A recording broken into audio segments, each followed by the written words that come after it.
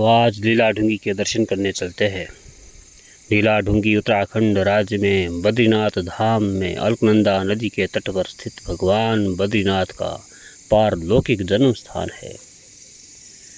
यह बामणी गांव के रास्ते में पड़ता है और एक शिला के रूप में चिन्हित है, जिसके ऊपर भगवान बद्रीनाथ एक रोते हुए बच्चे के रूप में प्रकट होकर लीला रची थी। यही सामने जो ऋषि गंगा है, इसी को पार करके जो लीला ढूंगी पहुंच सकते हैं। यह नर पर्वत पर जो है विराजमान है। इस स्थान पर जो है अगर आप थोड़ी देर खड़े होकर जो है चारों ओर निहारोगे तो प्रतीत होता है कि क्यों इसे वैकुंठ कहा जाता है।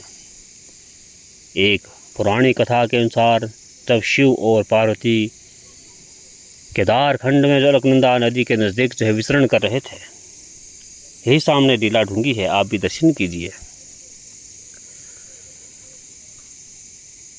तो उन्हें वहाँ एक बहुत सुंदर जो छोटा सा बालक मिला, जो ज़ोर ज़ोर से जो है रो रहा था। माँ पार्वती ने जब बालक को रोते हुए देखा तो उनसे नहीं रहा गया और वह बालक को उठाकर जो अपने साथ कुटिया में ले आई। क्योंकि दयनीय भाव से रोते हुए बच्चे को देखकर करुणावश माता पार्वती ने बालक को उठाया था। क्योंकि माँ तो माँ होती है। महादेव ने ऐसा करने के लिए पार्वती को रोका था, पर पार्वती नहीं मानी। शिव ने कहा कि पार्वती रहने दो, जिसका बच्चा वह ले जाएगा। पर माँ के करुणावश बच्चों को लाकर कुटिया में सुला दिया और स्वयं स्नान ध्यान के लिए चले गए। परंतु जब वापस आए तो उन्होंने देखा कि उनके आवास का दरवाज़ा अंदर से बंद है। लाख कोशिश करने के बाद भी नहीं खुल सका।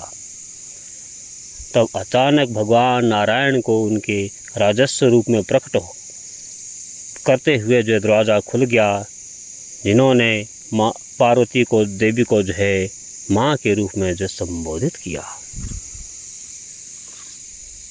कहा जाता है कि जिस तरह रामेश्वरम में प्रभु स्नान करने के लिए आते हैं, द्वारिका में श्रृंगार के लिए आते हैं, जगन्नाथ में भोग प्रसाद के लिए, ठीक उसी तरह जप तप के लिए बद्रीनाथ के लिए आते हैं। इस तप स्थान को मोक्ष स्थान भी कहा जाता है। इसे 8वां वैकुंठ भी कहा जाता है। कहा जाता है कि जो इस वैकुंठ धाम बद्रीनाथ आता है वह जन्म मरण से मुक्त हो जाता है। वह पुनः कभी भी माँ के गर्भ में नहीं आता है। तभी इस स्थान को मोक्ष धाम भी कहा जाता है। सतयुग में बद्री धाम में भगवान के प्रत्यक्ष दर्शन होते थे। त्रेता युग में यहाँ देवताओं और ऋषि मुनियों को दर्शन होते थे और द्वापर में यहाँ मनुष्य को भगवान के विग्रह के ही दर्शन होते हैं, जो आज भी परंपरा चली हुई है। यही बद्रीनाथ धाम का जो सुंदर मंदिर है, आप भी इस स्थान के दर्शन कीजिए।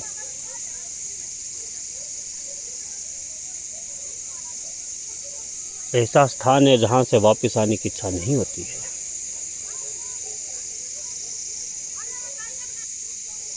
यहाँ लोग हवन करते हैं।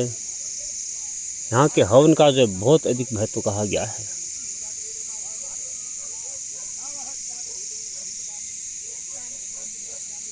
यहाँ विष्णु सहस्त्र नाम से जो है हवन कराया जाता है और यही सुंदर जो है स्थान बद्री विशाल का है।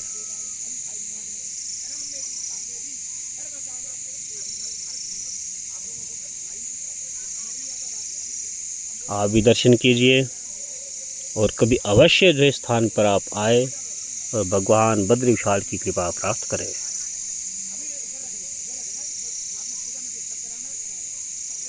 जय बद्री विशाल।